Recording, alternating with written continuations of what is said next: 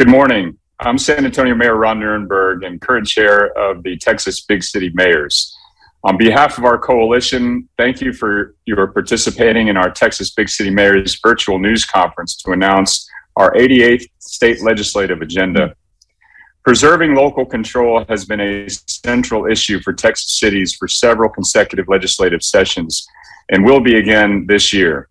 By necessity, a key legislative priority for cities is preserving the ability of municipalities to govern themselves. Each community of ours has unique needs. As mayors with the responsibility of managing services and operations that largely impact the daily lives of our residents, we believe that we are best positioned to determine local policies that improve their lives and meet the needs of our respective communities. So we undoubtedly will be opposing legislation that would erode that local authority, and we hope to seek progress in other policy areas that will help our constituents meet their needs and improve their families' lives. In areas where bipartisan agreement can be reached on issues and actions that will enhance quality of life for all Texans, the big city mayors are ready to play a constructive role.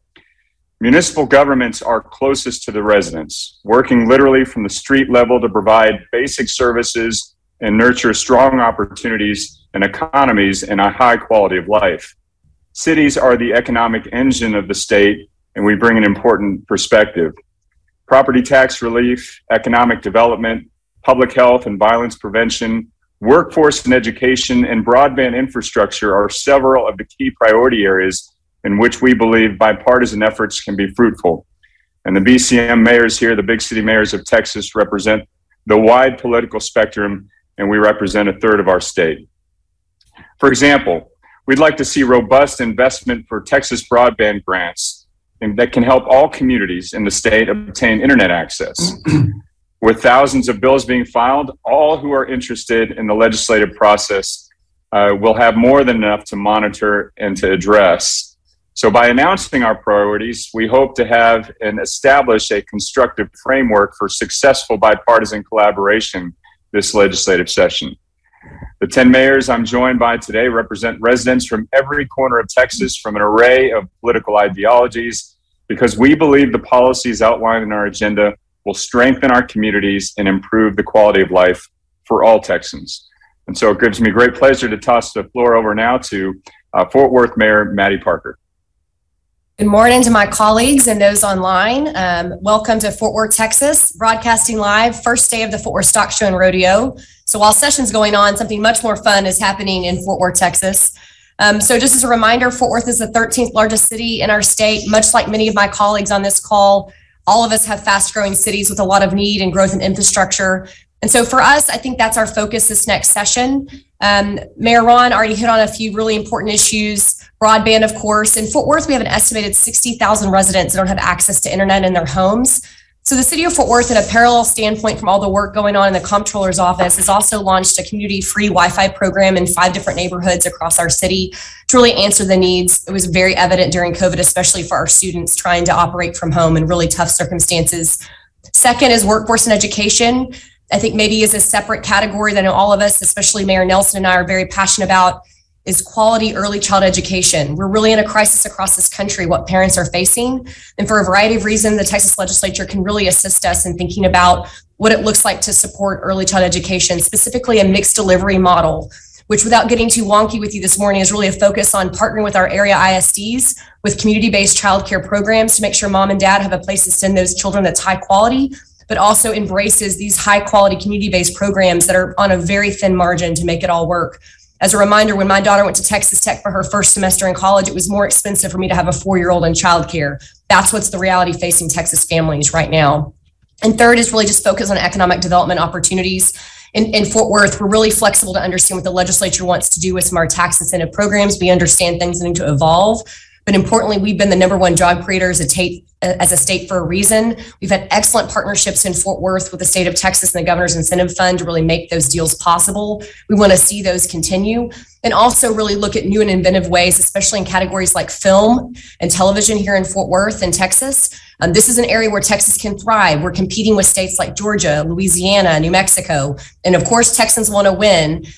We have major programs, thanks to Taylor Sheridan and the 101 Studios. The Bass Reeves Project is now filming in our city. Those are only possible with a robust film incentive program, and you'll see us advocating in the state. And lastly, I'll just say I'm excited to see some of my friends in Austin. That's where I started my career. Alongside, I was a baby when Mayor Turner was Speaker Pro Tem, so just trying to learn from him, of course. But it's an awesome opportunity for us to use our voices and expertise alongside our experienced legislators to really tell the story what's important in our Texas cities. Mayor Ron, I'll turn it back over to you. Thank y'all for joining us.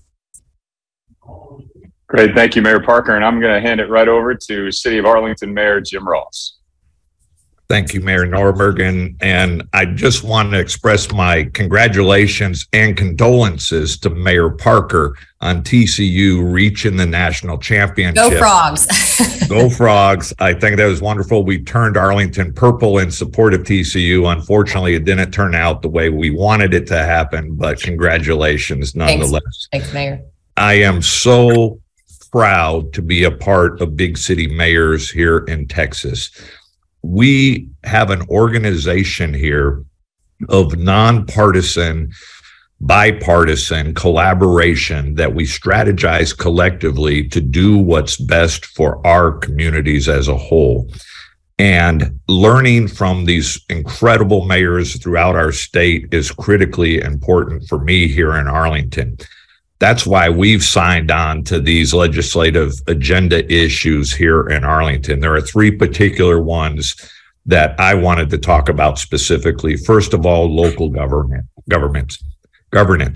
All of us know what's going on in our communities. I can't begin to sit and talk about what's happening in Houston or Amarillo or San Antonio or Grand Prairie, the way that those respective mayors can address their community issues. And to be able to maintain local control is critically important, and we would oppose any legislation that tries to take that local control away from us. Education is critical as well. In Arlington, we created an education coalition that brought our public schools together with our private schools, together with our charter schools, together with our homeschooling association and preschool organizations to collaborate where we used to compete. And those type of things are critical, and it needs to happen statewide. The cradle to career workforce development is essential. And the last thing I want to address is the public health and violence prevention. You know, Arlington has one of the largest tourism areas in the entire country. We are second only to Orlando with that. And I sit in fear every single day waiting for the next shoe to drop on when we're going to experience a Las Vegas type of critical incident where there's a mass shooting. Enough is enough is enough. We need to have legitimate gun control enacted in this state. We need to provide funding for mental health in this state. We need to not be partisan on this and start protecting our citizens. We are all joined in on this issue. We need to do better at what we've done. With that, I'll be quiet. I'll turn it over to my friend and neighbor to the south, Mayor Sylvester Turner. Good afternoon or good morning, sir. Good morning, Mayor Ross and Mayor Nirenberg and all of the other mayors on this call. And look, I'm honored to be with you. And when I started in the legislature some 27 years ago, well, I was in there for 27 years. Mayor Parker was only 1 year old. So, so Mayor Parker, it's good to be with all of you, and Happy New Year to everybody. Look, serving in the legislature, I can tell you the most important thing for legislators in any session is passing a budget. And this year, the legislature has an unprecedented amount, over $33 billion to spend. Let me tell you, that's quite a bit. And I want to thank Mayor Ross for taking my comments. I support the entire big city legislative agenda. Every single item is important. But I stand with this bipartisan group of mayors in our state, urging our legislators to make a transformative investment in mental health services. To me, this is a major item. With a historic amount of funding, it's an opportunity to be transformative in making investments in mental health.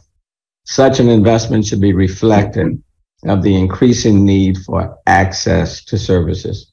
While there has been meaningful progress over the last few sessions, and there has been, and I give the legislature credit for that, I believe the state must invest hundreds of millions in increasing access this session, or it is very unlikely to happen anytime soon. Despite the good and meaningful progress, I do note that Texas still ranks 50th in terms of access to mental health services, according to Mental Health America. So 50 states, Texas is still at the back end. I want to applaud Speaker Phelan for his commitment to offer 12 months of Medicaid coverage for new mothers. Representative Tony Rose, the only mental health professional serving in the Texas legislature, has offered this legislation that leads to last year's increased coverage. But we all agree we must go further to make an impact on our maternal mortality crisis. And you will have the full support for making this smart investment that affects over half the births in the state of Texas. As mayors, we know too well when people are not able to access these services, it often falls to the police to be the safety net. That's just unacceptable. We ask too much of our police, and frankly, they are some of the biggest advocates for increased mental health funding. And if I can underscore the need, it's for our children as well as for our adults, because there are many children that are in need of mental health services. There are many adults. There are people on our streets who are in need of mental health services.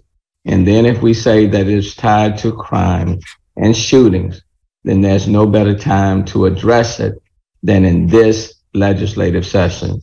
So again, I am urging the legislators to invest in mental health services and access in a transformative way, especially community-based care, allowing our police officers to focus on what they do best, and that's solving crimes. And with that, let me now yield to Mayor Ginger Nelson, the mayor of the great city of Amarillo. Thank you, Mayor Turner. And I couldn't agree any more with your comments, especially about mental health and the extension of prenatal care and maternal care. We absolutely call on the legislature to expand that. That's our kids. And I couldn't agree with you anymore on that. I want to focus especially on economic development from Amarillo's point of view. Amarillo is experiencing, the Texas miracle, as everyone in the state of Texas is. We're the prettiest state at the dance. We're the prettiest girl at the economic dance, and people want to do business in the state of Texas. And as city leaders, we recognize that we have to present the package that recruits them to come to our great state and do business. And we need to have competitive tools in order to do that, because we are competing against other states, cities located in other states that have these incentive tools. And so we're asking the legislature to support what we've been doing in economic development across the state of Texas. Cities are the building blocks of the Texas economy, and in Amarillo, we're building well. We're bringing in over 4,000 new jobs in the next 2 years, connected to several different manufacturing projects, including one that will assist the nation in building its own computer chips, so that we will not have the domestic supply issues with regard to computer chips that we have had in the last few years. So Amarillo will be opening soon the only rare earth mineral refinery in the nation, and that will add to being able to supply the components needed to make those computer chips. So economic development is very important to the cities of Texas, and we've got to have tools like 380 and 381 agreements in order to be competitive with other cities and other states. On an economic development topic, workforce development is vital to recruiting those businesses to come to our cities.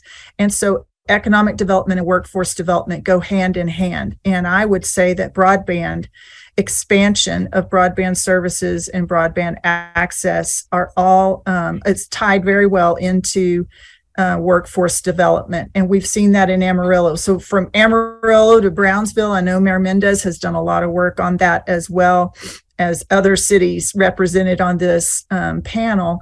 It is so important, whether that is an urban setting or a rural setting like Brownsville and Amarillo. We have to have the support of our government as they recognize that broadband is a basic right these days. It's like food, water, police protection. You have to have broadband access in order to succeed in life. Whether you are a fifth grader or whether you are a small business owner, you must have access. And we need the infrastructure in place to provide that access so that everyone in our cities and everyone in our state can have the opportunity to succeed. I second what other mayors have said about local control and mental health issues. Now is the time. Now is the time for us to invest in mental health, and agree with what Mayor Turner said should be a transformational investment in the lives of Texans this session for mental health. And agree also with what Mayor Nierenberg and Mayor Ross said about local control, because we do know best what our citizens need, and it's not a cookie cutter approach. Texas is a large state, and Mayor Mendez and I don't know how far, Mayor, 1,200 miles between our cities. And our cities have very different needs, and our citizens have very different wants. And so what we need we need the ability to address those things with local control, not having Austin dictate with one solution that meets the needs of every Texan. And I would pass the microphone, I think now, Mayor Munns, you're next. Thank you, Mayor Nelson. My name's John Munns. I'm the mayor of the city of Plano. It is a great honor to be a part of the Big City Mayors Coalition and to work together on areas of need throughout the entire state of Texas. This complete agenda that we're proposing is important to all of us. And like some of the mayors have said already, these are areas that are vitally important to all of the cities that are here today. A couple of items that have already been mentioned, but are also very important to the city of Plano, is the workforce and education. We talk about education a lot, and it is important that the state fully adequately fund education from early childhood development all the way to higher education. These are areas that we're going to need an educated workforce if we continue to prosper in the state of Texas like we have been. And again, like Mayor Nelson said, economic development is critical to all of us in being able to have those incentives available to every city. And those incentives always include companies that want an educated workforce. If we don't have those, I guarantee you those companies will move somewhere else. And so it's really critical that we have that education in place for all of Texas to have those opportunities that are so important to keep that workforce right here in Texas. I am now going to turn it over to the great Mayor Ron Jensen of Grand Prairie, Texas. Thank you, Mayor. As Mayor Munns said, I'm Ron Jensen, City of Grand Prairie. Look, getting 18 mayors to agree on anything is an easy task. We wouldn't be able to agree on where to go for breakfast this morning, I guarantee you. These are important issues. The 18 mayors represented here represent a third of the entire population of the state of Texas. 1/3. This are all important to all of us. Things get real political down in Austin. These items, though, should be nonpartisan. Now, I've many times said that they throw an issue on the table down there, the rights get on the one side, the lefts get on the other side, and then they figure out why they're on the other side. But I hope they can come together on these issues. I'd like to underscore two things that a number of other mayors have said. Because of the demographics in our city, broadband is important in early childhood education. Many of the other mayors have mentioned that is extremely important in our city, and I wholly support these agenda items along with my other mayors. And so thank you for this opportunity. And with that, I'll pass it on to Trey Mendez, mayor down in Brownsville. Thank you, Mayor Jensen, and good morning, everyone. I join you from the city of Brownsville, Texas, which is the southernmost city in Texas and the southernmost city in the United States. We're here on the border by the sea, and we're also the second most historic city in Texas and home to SpaceX, which we're looking forward to having an orbital launch of a Starship here in the next couple months. Looking forward to that. And Brownsville, really, although we are one of the largest cities in Texas, 18th largest city in Texas, we still have a very small town mentality, and we are historically, and we have been, one of the poorest communities in the United States. But for us, it is important. We are fast growing. We've been able to grow our economy significantly over the last several years. So it's important for us to continue to be able to do that. And for us, like other mayors here, local governance is extremely important. We learned that during COVID. There is no one-size-fits-all approach. The city of Brownsville struggled with some of the decisions that were being made and the inability for us to make our own decisions during COVID. We are a community that is 70% chronic illness. Because of that, we needed to take some bigger measures that we weren't allowed to do. So local control is really important for us. Like I said, there is no one-size-fits-all approach. For us, economic development is extremely important. Like I said, we are a fast-growing city. We have been hampered somewhat by the cap in tax revenues here that was approved a couple sessions ago. But also, we feel that it's important to have incentives to be able to continue to incentivize industry and growth in our cities here in Texas is crucial. One place I think is critically important, not just for Brownsville, but other cities in Texas, is the space industry. Texas has been a historic leader in space. However, we're losing some of that market share to other states. Alabama, Florida, California, and others want a piece of the pie. And it's up to us whether or not we want to retain our share in that in the fast growing space industry, which figures to be $1 trillion industry here in not too long. And lastly, for us, we are poster child for the digital divide. Brownsville, Texas, like I said, one of the poorest communities in the United States. We're crossing our name off that list here pretty soon, but it is important for us to have access to broadband, to have access to internet. So just a couple years ago, as one of the least connected communities in the United States, we partnered with a third party to provide broadband access here in Brownsville.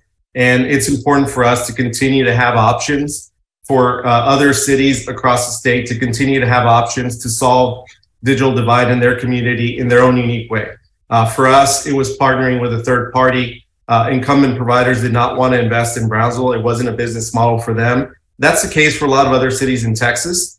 Some are fortunate enough to where investments are made. Others like us, those investments aren't being made. When they're not being made, the digital divide grows bigger. So we have to have the ability, and other cities in the state have to have the ability to make innovative solutions and to come up with innovative solutions that's best for their community to eliminate that digital divide, which will then allow other options for their citizens, allow them to grow economically, allow students to get online, and allow businesses to grow. So with that, I will pass it to Mayor Fuller from the city of McKinney. Thank you. Thank you. I believe most of our legislative priorities have been well covered by my colleagues, and I certainly echo the comments that have been made by every mayor today. We are no different here in the city of McKinney. So I'll end with a little bit of broader message. We're all blessed to serve in this great state. We claim the Texas miracle, as was already mentioned today, and it's undoubtedly just that, right? It's a miracle. We weather economic downturns greater than any other state in the union. We claim the 9th largest economy in the world, and none of that's by chance. It's our intellectual capital, leadership at every level, that's responsible. However, the last legislative sessions, we've seen a degradation in partnership and working relationship between the state and cities. We've seen nothing short of an assault on local control, and continued, certainly doesn't advance us. It rather diminishes our collective efforts, and we need to right that ship. We at the local level are your partners at the state. We are boots on the ground and in day-to-day communication with our shared constituents. Has been said several times. We all have very unique situations in our cities. Some of us are very fast growing. Some of us are established at the end of our growth stages. We need that flexibility at a local level to make decisions. We got to find better communication, respect for one another to continue to advance the Texas miracle. At the local level, we practice nothing but purpose-driven decision-making. There's no room for partisan congestion in what we do and the decisions we make.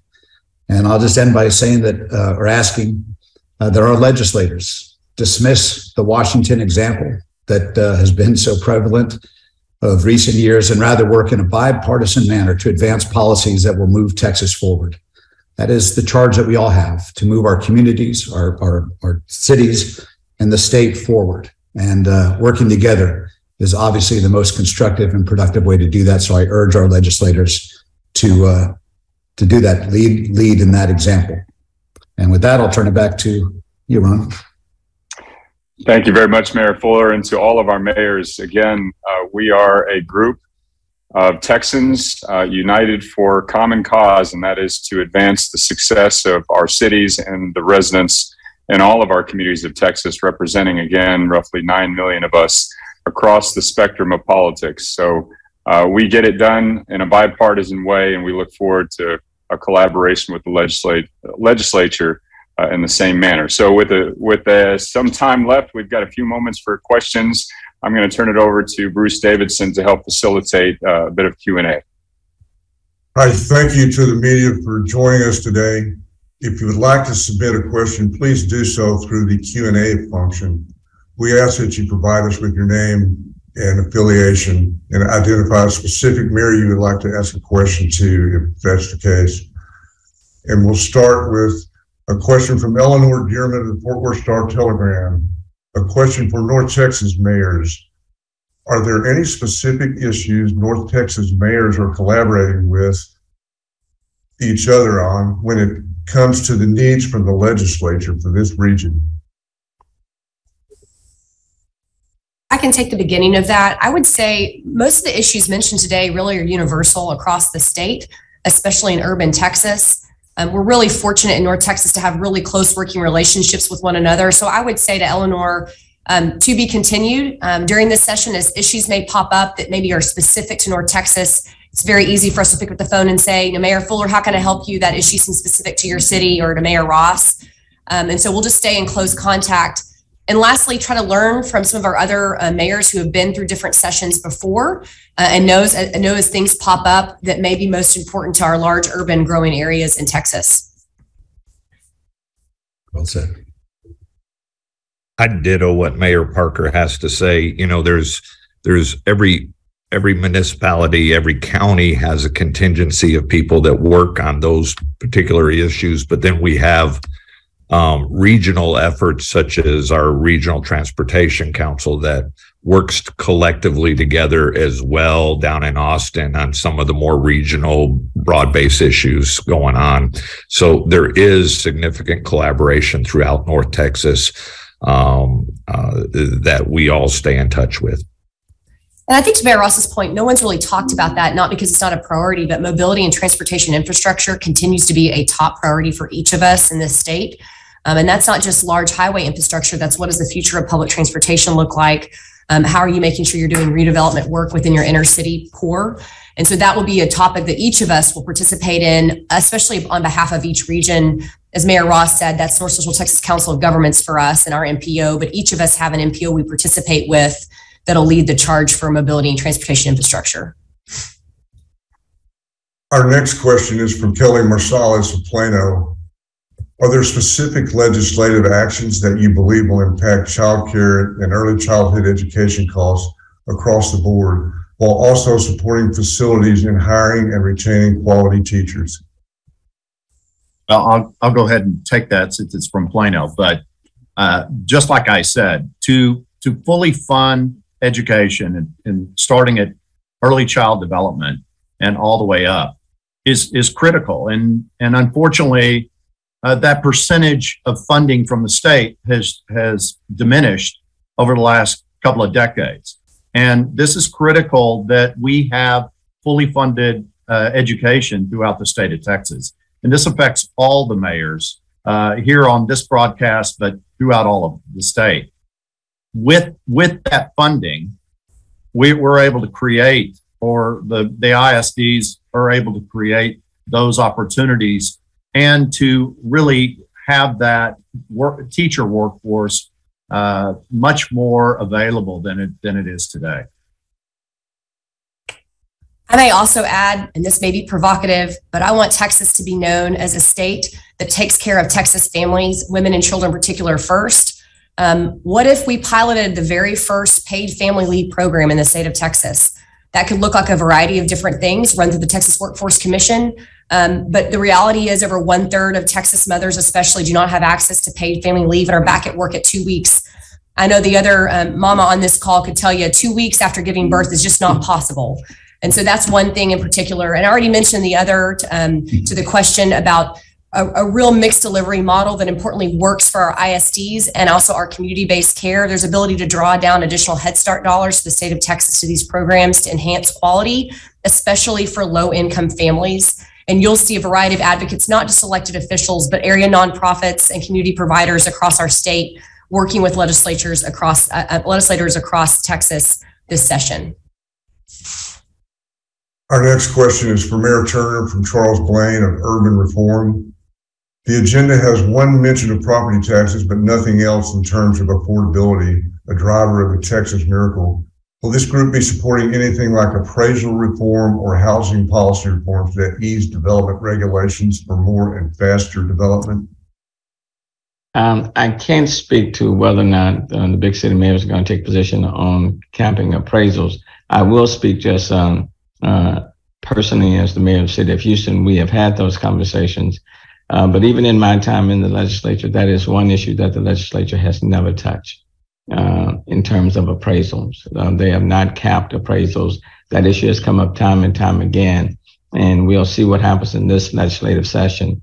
What I can say on property tax reduction, and certainly we support property tax relief. For a long time, when it came to providing funding or financing for, let's say, public education, the state paid for, provided funding for 60%, and the local level there was 40%. In recent years, it has been the reverse. There has been cost shifting, and so the state now only assumes about 39%, and the local level is now assuming 61%.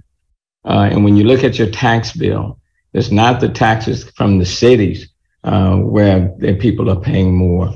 It's quite frankly, it's the property taxes for education, for schools.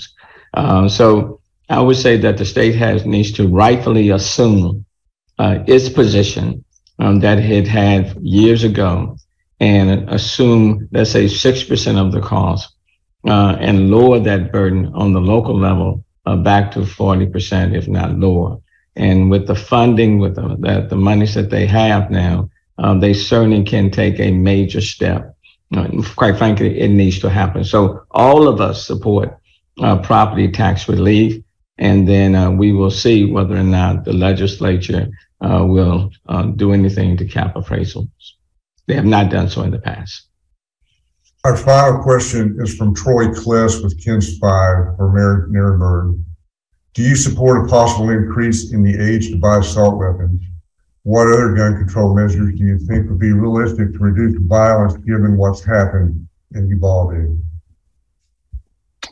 I do. And let me first say there is a bit of, I appreciate the comments from Speaker Phelan upon his swearing in that opened the door for some responsible conversations at the legislature on these issues. I do agree with the positions that the BCM mayors outlined in a letter this summer after the just tragedy at Uvalde, increasing the age to purchase an assault weapon, universal background checks for all gun purchases, finally passing a red flag law for which the federal legislation is supported. Those are things that are common sense and should be done. And I want to emphasize our position on this is really about keeping dangerous weapons out of the hands of dangerous people. That's it. And so anything that we can do along those lines, I would support. And again, I would refer to the letter that the coalition sent to our state leaders earlier this summer. That was our final question. Thanks, everybody. And to the mayors, look forward to working with you all throughout the year. God bless Texas. Thank you all. Thank you all. Take care. Yeah, take care.